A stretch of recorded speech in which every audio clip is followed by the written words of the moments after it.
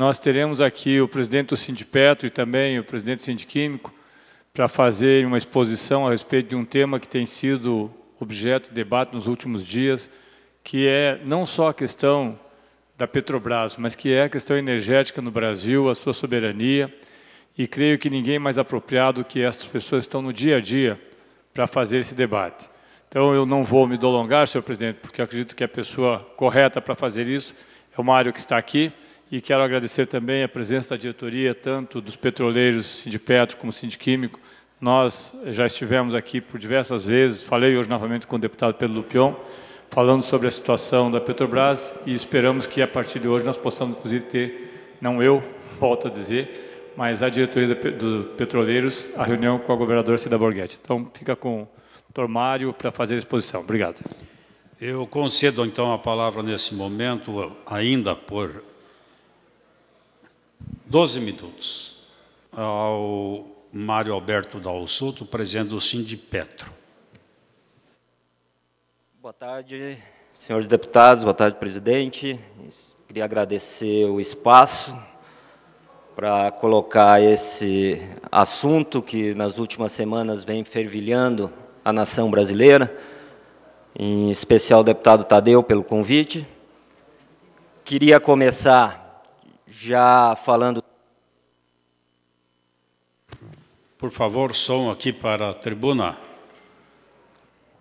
Queria começar já falando um pouco dos preços dos combustíveis e colocar para vocês, senhores deputados e toda a população paranaense, o real motivo dos reajustes e por que nós pagamos tão caro na bomba de gasolina, na bomba de diesel e no nosso gás de cozinha. A política implantada pela atual gestão da Petrobras, ela prioriza a importação, num primeiro momento, ela atrela os valores cobrados nas refinarias ao preço do dólar e do mercado internacional dos combustíveis. A partir do momento que ela deliberadamente ela abre a importação, reduzindo carga de todas as suas refinarias em cerca de 30%, esse reflexo é imediato na bomba de combustível, desde que atrelado ao dólar, desde que atrelado a esse mercado que nós não temos controle. Ninguém na população brasileira tem controle. Mas é importante ressaltar, antes disso, a questão da política como um todo. A primeira medida implantada pela atual gestão e pelo atual governo federal foi mudar o regime de concessão do petróleo. É importante a gente falar sobre o petróleo do pré-sal para a população brasileira, da importância que tem a maior descoberta de petróleo dos últimos 30 anos no Brasil e no mundo, é a maior descoberta, o pré-sal, e do que vincula isso ao preço que nós pagamos na bomba de combustível. A partir do momento que retiraram o regime de partilha, que significa muito mais do que os royalties, simplesmente uma disputa por royalties, o regime de partilha previa um fundo soberano que as grandes nações produtoras de petróleo, todas elas têm esse fundo que se destina em prol de toda a população brasileira, e um dos destinos, por exemplo, além da saúde e educação, seria para financiar a previdência pública, por exemplo.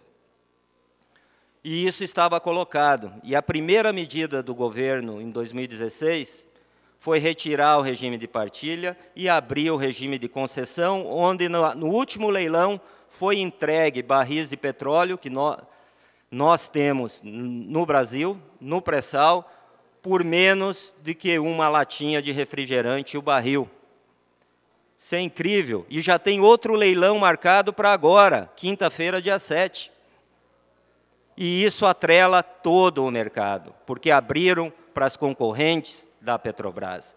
E daqui cabe um registro importante também. Eu escutei, antes de entrar nesse plenário, alguns deputados ou assessores, não reconheci direito, falando com alguns dos oficiais bombeiros que estavam ali, falando que teria que acabar o monopólio da Petrobras. Eu estou sentindo um pouco de dificuldade, presidente, pelo algumas pessoas falando um pouquinho mais alto aqui no plenário. E importante falar sobre o monopólio da Petrobras. Monopólio esse que, se não existe essa informação com os senhores deputados e o restante da população, ele já está quebrado há 21 anos, desde 97. E nenhuma outra empresa investiu no Brasil para refinar petróleo, ganhando as concessões e agora, nessa segunda etapa do entreguismo, vendendo as suas refinarias, boa parte de suas refinarias. Refinarias essas que eu falei que estavam ociosas, com redução de carga há bastante tempo, liberando a importação. Passadina é um bom exemplo também.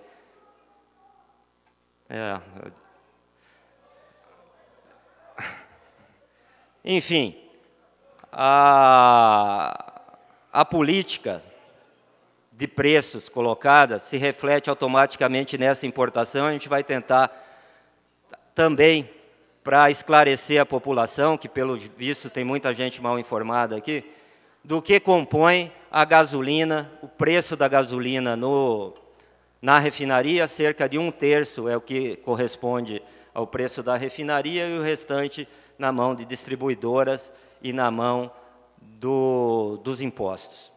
Gasolina, diesel, cerca de 50%, e o gás de cozinha, cerca de 1/3 também, cerca de 30% do preço. O que a atual gestão tem feito em relação a esse entreguismo todo, que estão tentando fazer também com as refinarias? Ele já abriu mão das fábricas de fertilizantes, de todas as indústrias de biocombustíveis, distribuidoras de gás, petroquímicas, termoelétricas, as sondas de produção, os campos do pré-sal, como eu falei, já tem um leilão para essa semana também. Em tudo isso se refletindo no posto de combustível. A Petrobras reduziu essa carga intencionalmente, conforme eu já falei. E isso vincula-se o preço. Nós temos capacidade para refinar todo o petróleo brasileiro, que o custo da produção é em real. Por que tem que ser vendido em dólar? Para nós pagarmos mais caro. A população que tem que ser beneficiada pelo petróleo que a natureza nos concedeu. A natureza nos concedeu o petróleo. O petróleo tem que ser revertido para a população brasileira. A riqueza do petróleo tem que ser revertida para a população brasileira. E isso tem que ser refletido nos postos. Não pode o Brasil produzir petróleo a $7 e nos vender a toda a população brasileira o diesel, a gasolina e o gás de cozinha no preço do dólar e do barril de petróleo a 70. O barril de petróleo a $70 com projeções para chegar a $100 no final do ano. Basta apenas uma bomba que o seu Trump resolva soltar no Irã, na Síria, e isso vai se refletir diretamente nos postos de combustíveis, na bomba de combustível. Isso a gente não pode estar sujeito a isso. Não pode estar atrelado a esse mercado internacional o preço dos combustíveis. Só para ter uma ideia, os Estados Unidos, de uma hora para outra, a partir da metade do ano passado, se transformou no maior exportador de diesel para o Brasil. E gasolina também está entre os maiores. De uma hora para outra, simplesmente. Por uma ação deliberada da atual gestão, que não mudou nada com a queda do senhor Pedro Parente.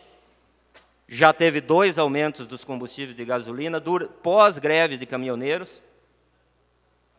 E continua essa questão atrelada com previsão de subir o gás de cozinha já para essa próxima sexta-feira, dia 8, em mais de 8%, por conta desse atrelamento.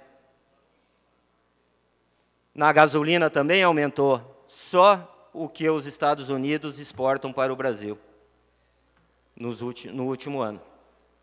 Nos últimos 2 anos, então, também. Importante salientar para todos vocês também a venda dessas 4 refinarias e o que isso significa. Cerca de 25% de todos os combustíveis comercializados no Brasil. Essas 4 refinarias juntas estão colocadas pelo preço de 10 bilhões de dólares. 2 bilhões cada uma, 2 bilhões e meio cada uma, mais ou menos. A Repar, só o revamp da Repar, a refinaria de Araucária, por exemplo, só a ampliação da Repar custou 5 bilhões e meio de dólares. E ela está sendo colocada à venda por 2,5 bilhões. Vocês terem uma ideia do entreguismo, de pessoas que nunca investiram que sequer para gerar empregos no Brasil, dentro dessa política que eu falei.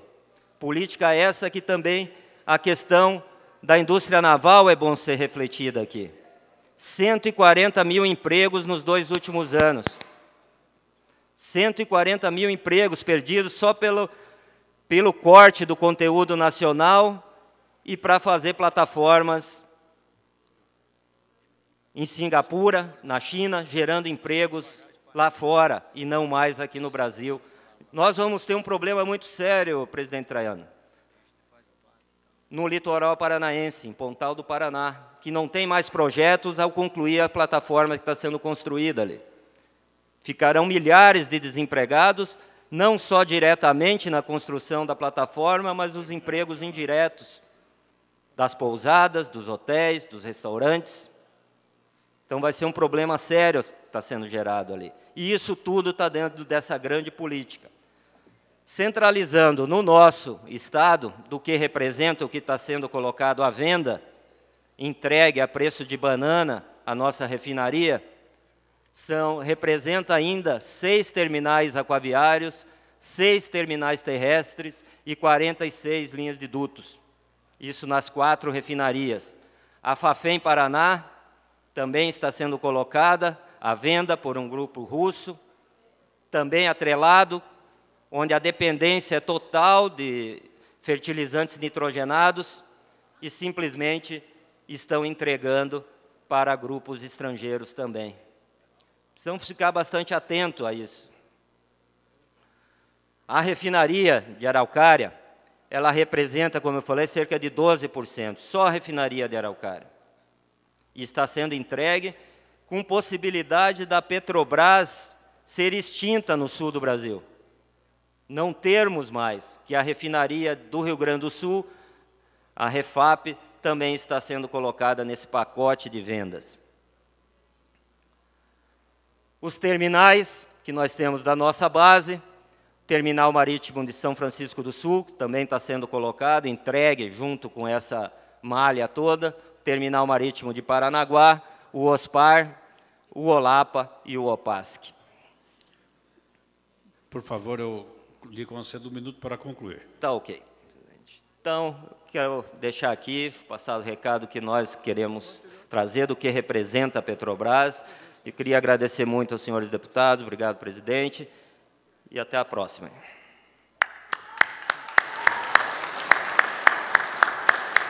Eu suspendo a sessão por alguns minutos para que os senhores deputados e deputadas possam cumprimentar os nossos convidados.